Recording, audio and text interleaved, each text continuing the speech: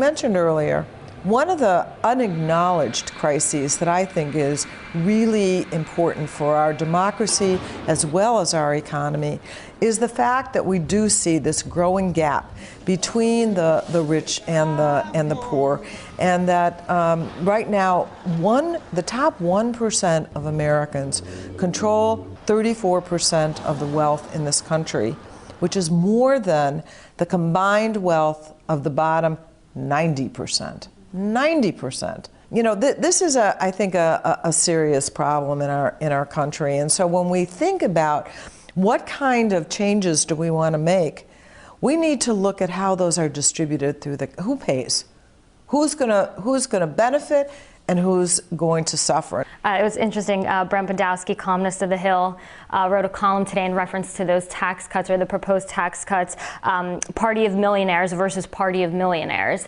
And you come out and say that this is a crisis. How do we save the middle class? How do we stop this gap? Because that is essentially what America prides itself on, right? Is this growing middle class, people able to invest in businesses and open up their own small businesses. How do you save that? Well, first of all, I think it has to be acknowledged as a problem so that when people look at the solutions, they ask, how are we distributing those benefits? And that really hasn't come up much in conversation. What we have to say is that our nation has to, for the sake of the economy and for the sake of a real democracy, not go further in the direction of a banana republic where you've got some rich families that really benefit. And that's what we do with the estate tax, especially the proposal to say that we'll exempt $5 to $10 million and then give a lower tax rate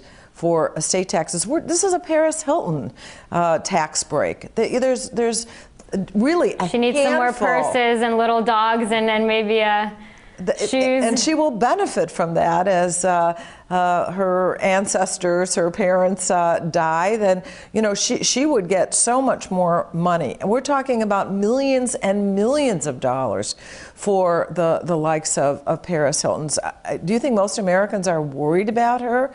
That shouldn't be reflected in the way we set up our taxes in this country. We have to make a change.